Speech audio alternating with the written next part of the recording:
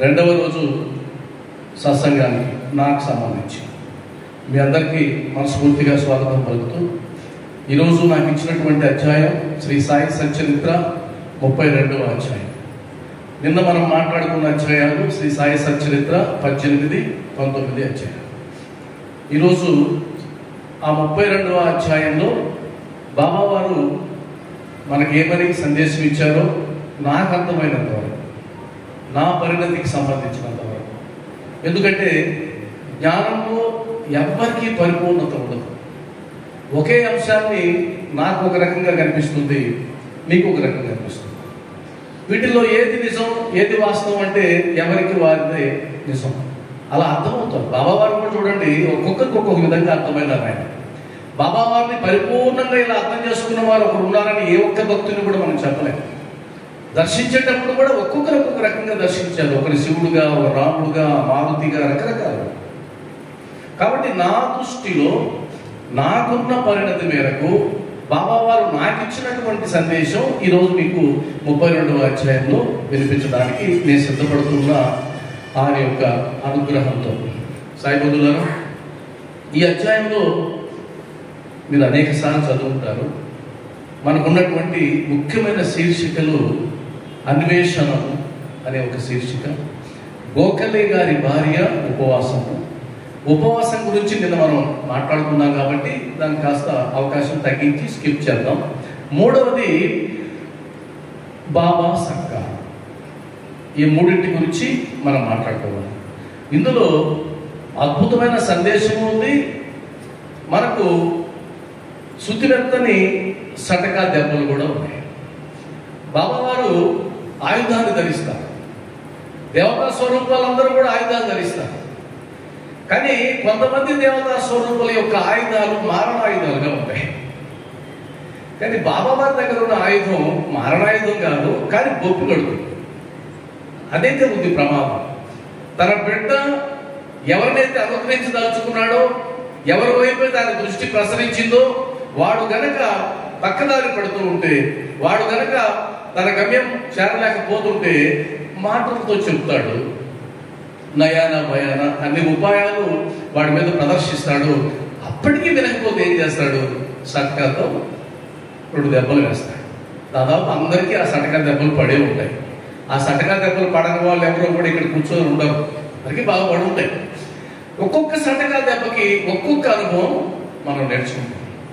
ఇప్పుడు వాటికి సంబంధించినటువంటిది మనం ఆధ్యాత్మిక మార్గంలో తరచుగా వినే పదం సాధన చేయండి, సాధన చేయండి అని అంటూ ఉంటాం కదా. కాస్త కన్ఫ్యూజన్గానే ఉంటుంది. ఏం సాధన చేయాలి అర్థం కాదు, అసలు సిలబస్ ఏంటో తెలియదు. ఇప్పుడు మీరు ఇంటర్మీడియట్ విద్యార్థులు అడిగితే సిలబస్ ఏంటో అంటే చెప్తాడు, డిగ్రీ విద్యార్థులు అడిగితే చెప్తాడు. ఒక ఆధ్యాత్మిక విద్యార్థులు అడిగితే సిలబస్ చెప్పంటే అమ్మో ఏం చెప్తాం. అసలు హిందూ ధర్మంలో అది పెద్ద సిలబస్, వ్యాస్ట్ సిలబస్. ఎంతో మంది మహర్షులు, ఋషులు పుంఖాలుగా చరిత్రలు రాసి జ్ఞాన భాండాగారాన్ని నింపి దాన్ని అందులో 10% చదువుకోవడానికి కూడా 100 ఏళ్ల జీవితం సరిపోదు. ఇంక సిలబస్ ఎక్కడ చెప్తామండి అని అంటారు. కానీ బాబా వారు ఎంత చక్కగా ఒక వ్యక్తి లేదా ఒక భక్తుడు తనను తాను ఉద్ధరించుకోవడానికి ప్రిస్క్రైబ్డ్ సిలబస్ ఇచ్చాడు. 51 అధ్యాయం. అంతకు మించి అవసరం లేదు. ఎందుకంటే అదే పూర్తిగా మనం పాటించలేము, అదే పూర్తి చేయలేము. 51 అధ్యాయాలను చదివేసి అవపోసన పట్టేసి అందులో బాబా వారు ఏం చెప్పారో నా జీవితంలో నేను అనుభవిస్తూ ఉన్నాను, ఆచరిస్తూ ఉన్నాను అంటే మీకు ఇప్పటికే ఒక గుడి నిర్మాణం అయి ఉంటుంది. ఒక గుడి నిర్మాణం అయి ఉంటుంది. మిమ్మల్ని సజీవంగా అక్కడ కూర్చోబెడతారు. ఎందుకంటే మీకంటే మహాత్ముడు ఎవరండి అని. అలాంటి అద్భుతమైనటువంటి సందేశాలు ఉన్నాయి. అయితే అసలు ఏ ప్రయత్నం చేయకుండా కేవలం పారాయణ చేసి వదిలేస్తానంటే కూడా ప్రయోజనం లేదు. దానికోసం కాదు, బాగా సమ్మెటతో కొట్టాడు రామదాసుని అడ్డు పెట్టుకొని మనల్ని. నువ్వు పారాయణ చేస్తున్నావు కానీ నీ బుద్ధి మారలేదురా రామదాసి అన్నాడు. అంటే సమ్మెటే కదా, అది సటకా తప్పే కదా. అలా కొడుతూ వచ్చాడు. ఈర్ష్యాసూయులన్నీ కూడా. అందువల్ల సిలబస్ గురించి నేను ముందుగా మాట్లాడి తర్వాత అధ్యాయంలోకి వెళ్తాను. ఒక ప్రశ్న అడుగుతున్నా, ఎవరైనా సమాధానం చెప్పచ్చు. మీరు ఒక లక్ష్యాన్ని నిర్దేశించుకుని మార్గంలో వెళ్తున్నారు, ఒక రహదారిలో వెళ్తున్నారు. ఊహించుకోండి మిమ్మల్ని అలా రహదారిలో వెళ్తూ ఉంటే మీ దగ్గర మొబైల్ ఫోన్ లేదు. మొబైల్ ఫోన్ ఉంటే ఎక్కడికి వెళ్ళాలన్నా GPS చూపిస్తుంది, మొబైల్ ఫోన్ లేదు. సరే ఒకే దారి కదా అని వెళ్తూ ఉన్నారు. కొద్ది దూరం వెళ్ళిన తర్వాత అక్కడ 2 దారులు వచ్చాయి. మీకు ఈ విషయం తెలియదు. ఒకే స్ట్రైట్ రోడ్ కదా అని వెళ్ళిపోతున్నారు. అక్కడికి వెళ్తే 2 దారులు చీలిపోయినాయి, 3వ దారి ఒకటి స్ట్రైట్గా ఉంది, ఇలా 2 ఉన్నాయి. ఇప్పుడు మీకు అనుమానం వచ్చింది. మీరు ఏ లక్ష్యానికి అయితే చేరుకోవాలనుకుంటున్నారో, ఉదాహరణకు ఒక విలేజ్ అనుకుందాం, ఒక విలేజ్కి చేరాలనుకుంటున్నారో ఆ విలేజ్ పేరు ఎక్కడ బోర్డు లేదు, 3 ప్లెయిన్గా ఉన్నాయి. ఇప్పుడు మీరు జంక్షన్లో ఉన్నారు, జంక్షన్లో ఉన్నారు, 3 దారులు ఉన్నాయి.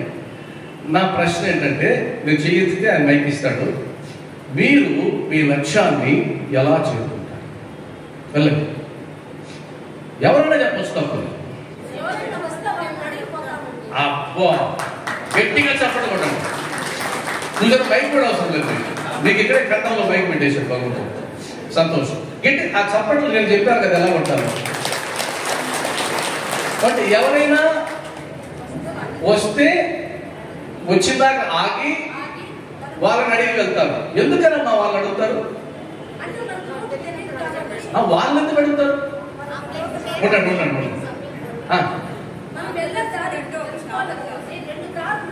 అవునవును, వాళ్ళని ఎందుకు అడుగుతారు అంటున్నాను. దానికి ఒకసారి ఒక సమాధానం రావాలి నాకు. ఒక సచరిత్రలో అది అమ్మా. దానికి ఏంటంటే, మీరు ఆల్రెడీ ఆ దారిలో వెళ్ళి ఉంటారు కాబట్టి, అదే కదా, వాళ్ళకి తెలిసి ఉంటుంది కాబట్టి మీరు అడుగుతారు. అవునా కదా? అంటే మనకు దిక్కు దశ తెలియనప్పుడు, ఏ మార్గంలో లక్ష్యాన్ని చేరుకోవాలో తెలియనప్పుడు కొంతమంది సొంతంగా ప్రయత్నిస్తానండి అని ఒక దారిలో వెళ్తారు. వాళ్ళకి అడగడం ఇష్టం ఉండదు.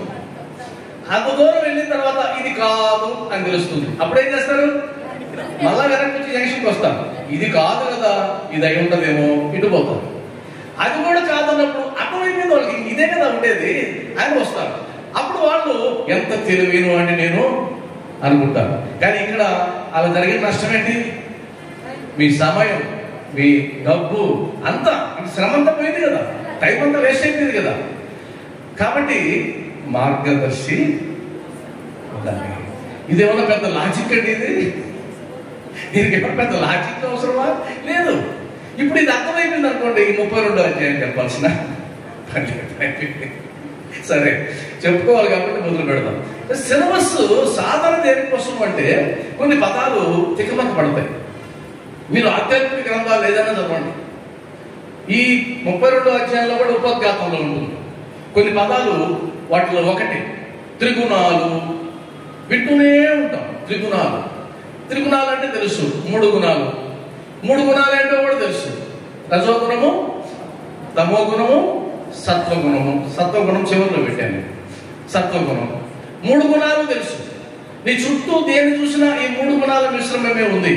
దేని చూసినా అసలు మీరు ప్రకృతిని గమనించిన 3 గుణాల మిశ్రమమే ఉంది. ఉదయాన్నే సూర్యోదయం అయినప్పుడు ఏ గుణం ఉంటుందండి? సూర్యోదయం అప్పుడు ఎలా ఉంటుంది? ప్రకృతి సత్వగుణం చల్లగా ఉంటుంది. మధ్యాహ్నం రజోగుణం మండిపోతూ ఉంటుంది. సాయంత్రం తమోగుణం ప్రకృతి. త్రిమూర్తుల్లో కూడా 3 ఉన్నారు. బ్రహ్మ రజోగుణం, విష్ణుమూర్తి సాత్విక గుణం, పరమేశ్వరుడు తమోగుణం. దేవతామూర్తుల్లో ఉన్నారు. అంతెందుకు మనలో కూడా ఉన్నారు. మనలో కూడా 3 గుణాలు మిశ్రమం. మనం ఒక్కొక్కసారి ప్రశాంతంగా ఉంటాను నేను, మరొకసారి బీభత్సంగా అరుస్తూ ఉంటాను, మరొకసారి ఏముందండి జీవితం. నాలో కూడా 3 గుణాలు ఉన్నాయి, వీడు కూడా 3 గుణాలు ఉన్నాయి. ఆధ్యాత్మిక సాధనలో మొట్టమొదటి తెలుసుకోవాల్సింది ఏంటంటే, అందరిలో 3 ఉన్నాయి, ప్రకృతిలో 3 ఉన్నాయి, త్రిమూర్తుల్లో 3 ఉన్నాయి. కానీ నాలో ఏది డామినేట్ చేస్తుంది అది నువ్వు. ఏది డామినేట్ చేస్తుందో అది నువ్వు. ఉదాహరణకి నేను శాంతంగా ఉండేది 10%, కానీ రజోగుణంతో ఉండేది 70-80% అయితే కనుక నేను రజోగుణ ప్రధానమైనటువంటి వ్యక్తి. నాతో డేంజర్, నాతో ఎవరెవరు డేంజర్, నా భార్యకి డేంజర్, నా బిడ్డలకి డేంజర్, నాతో పనిచేసేవాళ్ళకి డేంజర్. ఎప్పుడు అరుస్తూనే ఉంటాను నేను. ఇంకా నాకు అజెండా ఏముండదు, ప్రశాంతత ఉండదు. ఒకవేళ తమోగుణ ప్రధానం అయితే కనుక అరే ఆ వ్యాపారం బాగా చేసినా ఏం చేస్తాం, ఏమి చేసినా ఏముంది సార్ అంట. ఇంకా ఎక్కువ మాట్లాడితే సమాజం పోయిందండి, చెడిపోయింది. అసలు చెడిపోయింది వీడు, సమాజం చెడిపోదు. ఏమో లేదండి, ఎక్కడ చూసినా దారుణం, తమోగుణం. ఏం చేయడానికి ఏం చేస్తారు. కాబట్టి మొట్టమొదట ఆధ్యాత్మిక మార్గంలో మొదటి మెట్టు ఏంటంటే నువ్వు ఏ గుణాలతో ఎక్కువ ముందున్నావు, ప్రధానంగా ఏ గుణం ఉంది అలా చెక్ చేసుకుంటే ఒక టెస్ట్ నీకు నువ్వు పెట్టుకున్నట్టు. తర్వాత దాన్ని ఎలా మార్చుకోవాలో గురువు చెప్తాడు. దాని సిలబస్లో ఉంటుంది. ముందు ప్రశ్నాపత్రంలో మొట్టమొదటి ప్రశ్న, నువ్వు ఏ గుణాన్ని ప్రధానంగా కలిగి ఉన్నావు? లేదు సార్ నేను సాత్విక గుణంతోనే ఉన్నాను, పాస్ అయిపోయినావు ఆల్రెడీ. ఇప్పుడు నెక్స్ట్ స్టెప్కి వెళ్ళిపోవచ్చు, పాస్ అయిపోయినావు. ఎప్పుడు సాత్విక గుణంతో ఉంటాను, ఎప్పుడు సంతోషం. రెండవది అది గుర్తుపెట్టుకోండి, త్రిగుణాలు. రెండవది ఇది అందరికి తెలిసిన పదాలే, ఇంద్రియాలు. తెలియదు ఎవరికి? ఎన్ని? 5 కనిపించేటివి. కనిపించిన ఒక ముదనస్తు ఇంద్రియం ఒకటి ఉంది, మనస్సు. దాని మీద ఇంకోటి ఉంది, బుద్ధి. దాని మీద ఇంకోటి ఉంది, చిత్తము. అన్నిటికీ మించి ఇంకోటి ఉంది, అహంకారము. వీటి సంగతి తెలుసుకోవాలి. ఇప్పుడు దాంట్లో తెలిసేదే ఉందండి, భగవంతుడు పెట్టేశాడు, ఇంద్రియాలు పెట్టాడు. ఆయన నిన్ను ఒక ఆట ఆడించడానికే పెట్టాడు. వాస్తవానికి ఒక పాట ఉంది, ఎక్కడో దూరాన కూర్చున్నావు, ఇక్కడి మా తలరాతలు రాస్తున్నావు, చిత్రమైన గారడీ చేస్తున్నావు, తమాష చూస్తున్నావు కదా. తమాషా ఎందుకని ఇంత తమాషా? ఆయన ఒక ఆటది, గేమ్. ఎంత ఆనందపడతాడో ఆట ఆడుతుంటే ఈయన ఓడిపోయినట్రా, అనుకుంటాడు. మళ్ళీ ఇంకో టాస్క్ ఇస్తాడు, మళ్ళా ఓడిపోయినట్రా. అందుకనే అంటారు, ఆటగదరా మన్ను ఆటగదరా మిన్ను మధ్యలో ఉంచి ఆడేవు నన్ను. ఇంతకుముందు బాగా పాపులర్ అయింది కదా పాట. కాబట్టి ఇంద్రియాలు, దానికి సంబంధించిన ప్రశ్న ఏంటంటే ఇవి బాహ్య ప్రపంచాన్ని చూడడానికి అలవాటు పడి ఉంటాయి చిన్నప్పటి నుంచి. ఆ బాహ్య ప్రపంచం ఏమో రంగులుగా రకరకాలుగా ఉంది. అవి కోరుకుంటూ ఉన్నాయి, ఏదో చూడాలి, ఏదో వినాలి, ఏదో టేస్ట్ చేయాలి. ఏదో నాకు షుగర్ ఉంది, డయాబెటిక్ ఉంది, జాగ్రత్తగా ఉండేది డాక్టర్ అన్నాడు. అక్కడేమో మైసూర్ పాకు ఉంది. మైసూర్ పాకును చూసింది నా కన్ను, నా నాలుక తింటే పోలేదా అనిపించింది, నా మనసు తినకపోతే ఇంకెందుకు జీవితం అనింది, బుద్ధి ఏమో షుగర్ ఉందిరా అనింది. ఒక్కసారికి ఏమవుతుంది, తర్కం మొదలైంది. ఎత్తుకొని తిన్నాను. నాకు ఒక బంధువు ఉండేది, ఆమె ఎప్పుడు పెళ్లికి పోయినా ఐస్ క్రీమ్ తింటూ కనిపించింది నాకు. ఏమ్మా నీకు షుగర్ కదా? ఏమవుతుంది సార్ కృష్ణ, ఏమవుతుంది అని. ఈ మధ్య హాస్పిటల్కి వచ్చింది నాతో పాటు, నాకు కూడా డయాబెటిక్. ఆమె కనిపించి పక్కన ఆమె, అదిగో కృష్ణ వచ్చాడు అని. అదేంటి కృష్ణ వచ్చాడు? ఏమ్మా నీకు కనిపించ లే, చూపుపోయింది. మరి మైసూర్ పాకు తింటే చూపుపోకేపోతుంది. మైసూర్ పాలు తింటివి, ఐస్ క్రీమ్ తింటివి, కంట్రోల్ చేయకపోతుంది. ఇప్పుడు చివరికి చూపు పోయి పక్కన ఉండేవాడు ఎవడో కూడా తెలియదు. అంటే అవి ఆడిస్తాయి. అసలు భగవంతుడి సంగతి పక్కన పెట్టండి, భగవంతుడి సంగతి దేవుడు ముందు నిన్ను నువ్వు ఆడించే ఇంద్రియాలు నీతో కూడా ఉన్నాయి. అవి నిన్ను అంటి పెట్టుకొని మరి ఉన్నాయి, నీ అంతు చూస్తానని కూడా కూర్చొని ఉన్నాయి. అందువల్ల ఇంద్రియాలు మన నియంత్రణలో ఉన్నాయా చెక్ విమర్శ, ఆత్మ విమర్శ. ఏమండి, నేను చూడకూడదు అనుకున్నది చూడను, నేను వినకూడదు అనుకుంటే వినను, నేను చేయకూడదు అనుకున్న పని చెయ్యను, ఎంతమంది చెప్పినా చెయ్యను అన్నారనుకోండి, పాస్ అయిపోయాను. సెకండ్ టెస్ట్ కూడా పాస్ అయిపోయినారు. ఇంక తెలియలేదు మీకు, ఇంకా రెండవ టెస్ట్ కూడా పాస్ అయిపోయినారు. కాబట్టి అలా జాగ్రత్తగా చూసుకోండి. మూడోది, ఈ మనసు చంచలమైనది. అర్జునుడు కూడా అంటాడు కదా, అయ్యా నువ్వేమో సింపుల్ గా చెప్తున్నావు, ఇదేమో నా మాట వినడం లేదు, చంచలమైంది, కోతిలాగా ఉందంటే ఆయన చెప్తాడు, అరే కోతే నిజమే, నేను ఒప్పుకుంటాను, కానీ దానికి నియంత్రించడానికి 2 ఉన్నాయి రా అన్న. అదేంటి అంటే అభ్యాసము, వైరాగ్యము. మరి దేనికి ఇవ్వాలి? మనసే ఒప్పుకోవడం. దీనిపైన ఒక అధిపతి ఉన్నాడు, బుద్ధి. బుద్ధి అనే ఒక చాప్టర్ ఒకటి ఉంది, ఒక స్టేజ్ ఉంది.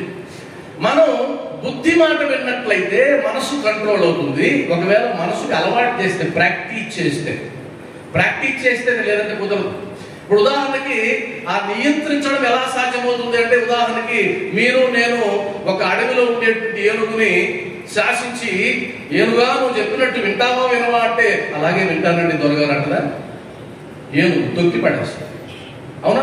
మరి అదే ఏనుగుని ఒక మామిడి వాడు తీసుకొచ్చి వాడు సర్కస్ ఆడిస్తున్నాడే, వాడు ఏం చెప్తే చేస్తుంది, దీవించంటే దీవిస్తుంది, సైకిల్ దొక్కమంటే సైకిల్ దొక్కుతుంది, కూర్చోమంటే కూర్చోమంటుంది, లేమంటే వేస్తుంది. మరి ఎలా సాధ్యం అంటే భగవద్గీత ప్రమాణంగా అది సాధ్యం. ఆయన ఏం చేశాడు? పిల్ల గున్న ఏనుగుగా ఉన్నప్పుడు తీసుకొచ్చాడు. అంటే ప్రారంభంలోనే జరగాలి, అది ముదిరిపోయిందంటే నువ్వేం చేయలేవు. గున్న ఏనుగుగా ఉన్నప్పుడు తీసుకొస్తాడు అంటే అనుకున్నాడు దీన్ని నియంత్రించాలని. తీసుకొచ్చిన తర్వాత బలమైన గొలుసులతో బంధిస్తాడు. బలమైన గొలుసులు అంటే అది ప్రయత్నం చేసినా సాధ్యపడినటువంటి పెద్ద గొలుసులు వేస్తాడు. ఇది సహజంగా అడవిలోకి పోవడానికి అనేక సార్లు ప్రయత్నం చేస్తుంది. అలా ప్రయత్నం చేసి చేసి చేసి దానికి అర్థమవుతుంది, నేను ప్రయత్నం చేసినా తప్పించుకోలేను. ఎప్పుడైతే అర్థమవుతుందో అది ప్రయత్నం చేయడం మానేస్తుంది. మానేసిన తర్వాత మామిడి వాడు గుర్తించి ఇది ప్రయత్నం చేయడం లేదు కాబట్టి ఈ విషయం అర్థమైపోయింది, దానికి బుద్ధిలోకి వెళ్ళిపోయింది అనేసి అప్పుడు ఒక చిన్న తాడుతో కట్టినా ఎక్కడికి పోదు, అసలు ఏమీ కట్టకపోయినా ఎక్కడికి పోదు. అప్పుడు ట్రైనింగ్ ఇస్తాడు, ఇలా చెయ్యి ఇలా చెయ్యి, అంతే కదా. ఇదే విధంగా మనసుని కంట్రోల్ చేయొచ్చు. దేని పెద్ద గొలుసు ఏంటి? పెద్ద గొలుసు బుద్ధి అనేటువంటి గుంజమేసి ఆ గుంజకి తాడేసి కట్టేయాలి. ఉదాహరణకి ధ్యానంలో కూర్చుంటే మీకు బాగా అనుభవం కదా ధ్యానం. చాలా మంది ధ్యానం చేస్తారు. నాకు ధ్యానం చేసే సార్ ఉన్నాడు అద్భుతంగా. ఆయన ఫోన్ చేస్తాడు, కృష్ణయ్య ఈరోజు ఎంతసేపు చేశానో తెలుసా? ఎంతసేపు అండి? 2 hours. అమ్మో, నాకు 2 నిమిషాలు సాధ్యం కావడం లేదండి, మీరు 2 గంటలు గొప్ప వాళ్ళంటారు. అలా పొరపాటున ఒకరోజు ఆయన ధ్యానం చేసే సమయంలో వెళ్ళేవాళ్ళు ఇంటికి, ధ్యానంలో ఉన్నాడు. ఇంకా ఆయన పొరపాటు వాళ్ళ మిస్సెస్ పక్కనే ఉంది, ఏమంటే ధ్యానంలో ఉన్నారు అని అర్థమైందమ్మా. పక్కన కూర్చున్నాడు. ఆ నుంచి సైడ్గా ఏమండి కాఫీయా టీయా అంటే ఆయన ధ్యానం పక్కన పోతుంది కదా. అప్పుడు నేను మీ ఇష్టం అమ్మా అన్న, ఆయన నాకు కాఫీ.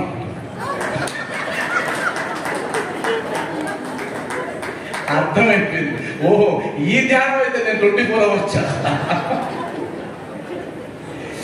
కాబట్టి ధ్యానం మనసుని కంట్రోల్ చేయడానికి ఉపయోగపడుతుంది. కానీ పతంజలి మహర్షి చెప్పినట్టు నిర్విషయం మనహ ధ్యానం, మనసుని ఖాళీ చేయడమే ధ్యానం, దాన్ని అలా పెట్టుకోవడం కాదు. అయితే ఎలా సాధ్యం? ప్రాక్టీస్ మీద సాధ్యమవుతుంది. అలాగనా మీరు మీ మనసుని బుద్ధికి కన్నా పెనవేసి గొలుసేసి కట్టేస్తే అది కుదురుగా ఉంటుంది. కాబట్టి బుద్ధిని మీరు మేల్కొల్పాలి. అది ఎలా ఉందో, మీ బుద్ధి ఎలా ఉందో చూడాలి. అది దానికి పెద్ద ప్రాక్టీస్. మాకు సైకాలజీలో పెద్ద చాప్టర్ ఉంది. నేను సాయి భక్తులు కూడా 1 day ట్రైనింగ్ ఇచ్చేవాడు. 1 day ట్రైనింగ్, ఈ మనసు బుద్ధి దీనికి సంబంధించి. ఉదయం 10 స్టార్ట్ అయితే సాయంత్రం 5 దాకా సాయి భక్తులకే. ఎందుకంటే ప్రాథమిక సిలబస్ అది నేర్చుకోవాలి, అది నేర్చుకుంటే కదా. కాబట్టి మనసును ఎలా కంట్రోల్ చేసుకోవాలి, మనసును బుద్ధికి ఎలా ముడిపెట్టాలి, ఇది కానీ ప్రాక్టీస్ అయిపోతే ఇంకా పెద్ద పెద్ద పదాలని కూడా మనం మాట్లాడుకోవచ్చు. ప్రాథమికంగా అది చెయ్యాలి. అదేవిధంగా ఈ బుద్ధిని తీసుకెళ్ళి కంట్రోల్ అయిన తర్వాత మరి బుద్ధి దేని మీద ఆధారపడి పనిచేయాలి? దానికి ఒక జాబ్ ఉండాలి కదా. అప్పుడు 2 రకాలు ఉంటాయి. నా బుద్ధి నేను స్వతంత్రంగా నేను చేయగలను, చాలా కష్టం ఈ కాలంలో. లేదు, నాకు నా బుద్ధి కంటే కూడా గురు బుద్ధిని స్వీకరించడానికి సిద్ధపడ్డాను. స్వీయ బుద్ధి, గురు బుద్ధి, ఈ రెండింటిలో శ్రేయస్కరమైన మార్గం ఏంటంటే గురు బుద్ధిని స్వీకరించడం. అంటే అర్థం ఏంటి? ఏదైనా ఒక సందర్భం వచ్చినప్పుడు నేను తర్కం చేయను. బాబావారు ఏం చేయమన్నారు ఈ సందర్భంలో, అంతే. బాబావారు ఇలా చేయమన్నారు, రైట్ చేసి ఇంక ఇది వర్కౌట్ అవుతుందా కాదా ఇవన్నీ నాకు అవసరం లేదు. ఈ సందర్భంలో బాబావారు చేయమన్నారు. నేను మాట్లాడుకున్నాను కదా మేకను బలివ్వమనేటువంటి సందర్భంలో ఆయన స్వీయ బుద్ధిని అందరూ వాడారు. రాధాకృష్ణమాయ వాడింది, బడే బాబా వాడాడు, శ్యామ వాడాడు. ఏం వాడాడు? స్వీయ బుద్ధి. తనకేదైతే తెలుసో దాన్ని వాడాడు. కానీ కాకాసాహెబ్ దీక్షిత్ గురు బుద్ధిని వాడాడు. నా గురువు ఏం చెప్తే అది నాకు శాస్త్రం, నాకెందుకండి? మీరు పరమశాంతితో ఆధ్యాత్మిక లక్ష్యాన్ని చేరుకుంటారు. స్వీయ బుద్ధి అంటే ఒక్కొక్కసారి మంచిగా ఉండొచ్చు, ఒక్కొక్కసారి చెడుగా ఉండొచ్చు, పరిపక్వత ఉండదు. అంటే ఈ దారిలో వెళ్ళొచ్చు, ఆ దారిలో వెళ్ళొచ్చు, దెబ్బ తినొచ్చు. అదృష్టం బాగుంటే ఫస్ట్ దారిలోనే కూడా వెళ్ళొచ్చు. అలా ఫస్ట్ అటెంప్ట్ లో పోయిన వాళ్ళు లేరా? ఉన్నారు. కాబట్టి ఇప్పుడు ఈ కాలంలో, ఈ సమాజంలో అన్ని ఆప్షన్స్ తీసుకునేంత వయసు నీకు లేదు. ఇప్పుడు 60 ఉన్న వాళ్ళకి ఎంత చెప్పుకోవచ్చు అండి? 60 అంటే నాకు ఇంకెంత ఉండొచ్చు? ఇంకొక 60 ఉంటుందా? మరీ దారుణంగా వాళ్ళు ఎందుకు ఇబ్బంది రాదు, నిద్ర లేకుండా చేస్తారు. 60 ఉన్న వాళ్ళకి మ్యాక్సిమం ఇంకొక 20, 80 చేసుకోవచ్చు కదా. అంటే 60 సంవత్సరాలుగా చేయలేని దాన్ని 20 సంవత్సరాల్లో చేయాలంటే నీ స్వీయ ప్రయత్నాలు చేసుకుంటూ పోతే తెల్లారిపోతుంది. అందువల్ల ఆయన పాదాలు పట్టేసుకొని, బాబా స్వీయ ప్రయత్నం మాకొద్దు. ఒకవేళ ఆయన కనుక నేను స్వీయ ప్రయత్నమే చేయమంటే ఆయన చెప్తాడు, చేయొచ్చు, ఇబ్బంది లేదు. దీనికి నాకు అర్థమైంది ఏంటంటే, మనసును కంట్రోల్ చేసుకోవాలి అంటే, చెడు మార్గం వైపు వెళ్ళకూడదు అంటే కన్నా భగవద్గీతలో ఒక 2 శ్లోకాలు నన్ను భయంకరంగా ఆకట్టుకున్నాయి. ప్రాథమికంగా అరే ఇంత సింపుల్ విషయానికి ఎందుకు ఇంత కాంప్లికేట్ చేసుకుంటున్నాం అని అనిపించేసింది. అంటే ఒక తప్పు చేయకుండా ఉండడానికి ఎక్కడ మొదలు పెట్టాలి సాధన అని అంటే, ధ్యాయతో విషయాన్ పుంసః సంగస్తేషుపజాయతే సంగాత్ సంజాయతే కామః కామాత్ క్రోధో విజాయతే క్రోధాత్ భవతి సమ్మోహః సమ్మోహాత్ స్మృతి విభ్రమః స్మృతిభ్రంశా బుద్ధినాశో బుద్ధినాశా ప్రణశ్యతి బుద్ధినాశా ప్రణశ్యతి. ఇంతగా మించిన సూత్రం ప్రపంచంలో ఏ గ్రంథం కూడా మీకు ఇవ్వలేదు. అరే నువ్వు ఎక్కడ పతనం అవుతున్నావంటే, విషయాల మీద నీ దృష్టిని పోనివ్వడానికి ముందు నీ మనసుని ప్రేరేపించబడితే దానికి ఒప్పుకుంటున్నావు. ఒక్కసారి విషయాల మీదగా నీ ధ్యానము లేదా నీ మనసు వెళ్ళిన తర్వాత అప్పుడు దాంతో సంగత్వం చెందుతున్నావు. సంగత్వం చెందిన తర్వాత దాని ద్వారా కామము, క్రోధము ఇవన్నీ వస్తున్నాయి. వీటి ద్వారా బుద్ధి నాశనం అవుతుంది. ఆ బుద్ధి నాశనం కావడమే నీ పతనానికి కారణం. అందువల్ల ఒక వస్తువు అక్కడ ఉంది, నా ఇంద్రియాలన్నీ దాని వైపు పడ్డాయి, అది కావాలి కావాలి కావాలి అన్నాయి. ఇప్పుడు దాన్ని కానీ నేను కంటిన్యూ చేశానంటే తర్కం మొదలవుతుంది. అది అంది కదా, తీసుకోవచ్చు కదా అనిపిస్తుంది. కానీ ఇది తప్పు అని ముందుగానే అనుకుని ఖండించినట్లయితే ఇంకా తప్పు జరిగే అవకాశం లేదు. ఉదాహరణకి మీరు దారిలో వెళ్తున్నారు అనుకోండి, ఒక 100 రూపాయల కట్ట దొరికింది అక్కడ, అడుంది. మీ అదృష్టం శాతం ఎవరు చూడాల. మనం చాలా టెక్నిక్గా చేస్తాం కదా, అటు ఇటు చూసి దానిపైన బ్యాగ్ వేసి ఎవరు లేకుండా టక్కన ఎత్తుకుంటాం కదా. అలా చూశాడు, ఇటువైపు చూస్తారు, అటువైపు చూస్తారు, ఇంకొకటి చూస్తే షేర్ ఇవ్వాలి, ఎవరు లేదు, అప్పుడు ఎత్తేసుకున్నారు. వెనకనే ఒకటి వచ్చి వెనక నేను అనుకుందాం, ఉదాహరణకి ముందు మీరు అనుకుందాం. మీ అదృష్టాన్ని చూసి నేను ఏమిరా ఒక్క 2 సెకండ్లు ముందు వచ్చుంటే ఆ 100 రూపాయలు కట్ట రాకుండేది కదా అని అనుకుని మనసులో బాధపడుతూ ఉన్నా. ఆ తర్వాత నేను బాధపడుతూ ఉన్నప్పుడే పోలీసు ఆయన వచ్చి పట్టుకున్నాడు, 2 హ్యాండెడ్. రే ఇక్కడ దొంగలు ఉన్నారని ఇన్ఫర్మేషన్ వచ్చింది, అందుకని కాపు కోసం దొరికేవాడు. అయ్యో నేను ఇప్పుడే చూశానండి. లేదు నాకు చేసిన అడుగు అన్నాడు. ఇప్పుడు నా పరిస్థితి ఏంటి? అరే భగవంతుడా 2 సెకండ్లు ముందు చుట్టి ఏమైంది? ఈ మనసు ఎంత చండాలంగా ఉంటుందో చూడండి. అవునా కదా, రకరకాలుగా ఉంటుంది. దీన్ని అర్థం చేసుకోవడం అంత సామాన్యం కాదు. మీరు మనసుని నియంత్రించడం మీరు నేర్చుకుని మీ బిడ్డలకు నేర్పిస్తే అదే మీరు ఇచ్చేటువంటి గొప్ప ఆస్తి. అంతకు మించిన ఆస్తి లేదు. గొప్ప ఆస్తి, అది మీరు నేర్చుకోవాలి, నేర్పించాలి. అది ఒక్కటి చేస్తే చాలు. అందువల్ల మనసుని ఎలా కంట్రోల్ చేసుకోవాలి అనేది నేర్చుకోవాలి, నేర్పించాలి. అది సిలబస్లో ప్రధానమైనటువంటిది. కాబట్టి త్రిగుణాలు, ఇంద్రియాలు, దానికి సంబంధించిన సమాచారం తెలుసుకుంటే ఆ తర్వాత ఆటోమేటిక్గా మీకు మిగతా సిలబస్ అంతా వచ్చేస్తుంది. అయితే వీటిని ఎలా సాధన చేయాలండి? 2 రకాలుగా చేయొచ్చు. స్వీయ సాధన ఒక మార్గం, నాకై నేనే. రెండోది గురువు యొక్క అనుమతితో సాధన. మరి స్వీయ సాధన చేసిన వాళ్ళు ఎవరైనా ఉన్నారా? ఉన్నాడు. అందరూ చెప్పుకునేటువంటి వ్యక్తి ఆయన ఎవరు అంటే, ఆయనే కనుక్కొని తపస్సు చేసి ఆలోచించి కనుక్కున్నాడు. దాదాపు సంవత్సరాల తరబడి ఆయన చేశాడు ఆ పని. ఎవరైనా ఈరోజు ప్రపంచంలో ఆయనకు ఒక మతం ఏర్పడింది. ఎవరంటే అమ్మా గౌతమ బుద్ధుడే కదా. గౌతమ బుద్ధుడే. ఆయనకు కూడా గురువులు ఉన్నారు. ఆయన ఉద్దక రామదత్త అని అలకర కళ అని ఇద్దరు ఉన్నారు. వాళ్ళిద్దరు గురువుల దగ్గరికి వెళ్ళిన తర్వాత ఆయనకి ఎందుకు అది పడలేదు. ఇదేదో కాదు, ఇంకేదో కావాలని ఆయనే కనుక్కున్నాడు. అది వేరే విషయం. ఇంకా అలా కాకుండా గురువుని మాత్రమే పట్టుకున్న వ్యక్తి మనకు తెలిసి వివేకానంద స్వామి. గురువుని మాత్రం పట్టుకునేసినాడు, ఇంకేం లేదు. కాబట్టి ఏది సులభం? స్వీయ సాధన, గురు మార్గంలో వెళ్ళడమా? గురు మార్గము చాలా సమయం ఆదా అవుతుంది. అందువల్ల గురువు యొక్క అవసరమని తెలుసుకున్న తర్వాత which is the best way అంటే కదా సద్గురువు యొక్క పాదాలని పట్టుకోవడం. ఇప్పుడు మనం పట్టేస్తాం. కాబట్టి తెలివైన వాళ్ళు ఎవరు మదనపల్లిలో అంటే ఎవరండి? ఇప్పుడు కూర్చున్న వాళ్ళే. ఏమంటే తెలివైన వాళ్ళ లిస్టు రాయము అని మన రమణ గారికో నాగరాజు గారికో చెప్పారు అనుకోండి, వైట్ పేపర్ తీసుకొని వచ్చిన వాళ్ళ పేర్లు రాసి ఇచ్చేస్తే అయిపోయింది. తెలివైన వాళ్ళ లిస్ట్ అయిపోయింది. మనకంటే తెలివైన వాళ్ళు లేరు. బాబా పాదాలు ఎవరైతే పట్టుకుంటారో, బాబా చెప్పిన బోధలు ఎవరైతే నిజ జీవితంలో ఆచరిస్తారో వాళ్ళకి మించిన తెలివైన వాళ్ళు లేరు అనేది అర్థం చేసుకుంటాం.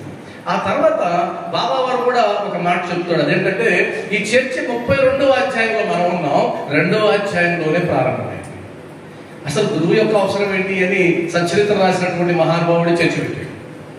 మన కర్మ మనమే అనుభవించేటప్పుడు గురువు యొక్క అవసరం ఏంటండి అంటే, ఆ గురువు యొక్క అవసరం లేదు అని వాదించి ఆయన పాదాలు పట్టుకున్న వెంటనే ఆయనకు బానిసగా మారినటువంటి బాలాసాహెబ్ బాటే ఆయన చెప్పాడు, అయ్యా మీ పప్పులేవి ఇక్కడ ఉడకవు. ఎందుకంటే బాలాసాహెబ్ బాటేని అనేక మంది చెప్పినా కూడా నేను నమ్మనండి అలాంటి ఫకీర్లు సాధువుల్ని అన్నాడు. చివరికి ఒక ఉద్యోగ నిమిత్తం, ఒక విధి నిమిత్తం గవర్నమెంట్ ఉద్యోగస్తుడు ఆయన ఊరికి వస్తే షిరిడీకి, అప్పుడు అయ్యా ఇంత దూరం వచ్చారు కదా, ఒక్కసారి చూడండి ఏం పోతుంది మీ సొమ్ము అంటే నేను చూడను, నేను నమ్మను. సరే ఏదో పొరపాటున వెళ్ళాడు. ఆయనకు వెళ్ళిన వెంటనే ఒక్కసారి చూశాడు.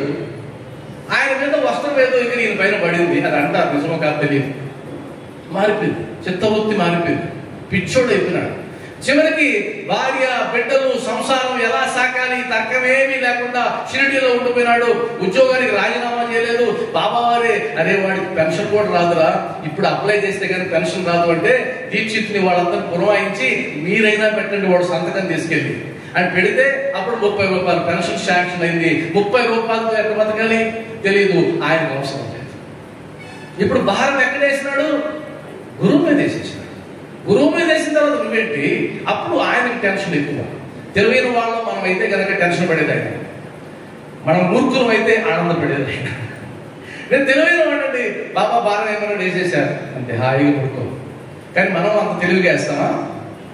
మనకుండే లౌకిక విషయాలు, లౌకిక సామర్థ్యం, బాబా ఈ విషయంలో నువ్వే గట్టెక్కించాలి బాబా, ఆయన దగ్గరకు పోతాము. మెట్లు దిగగానే నీ ప్రయత్నం నువ్వు అసలు కనీసం అరే చెప్పావే పెద్ద ఆయన గారు కూడా అనుకో, మొదలు పెడతాం.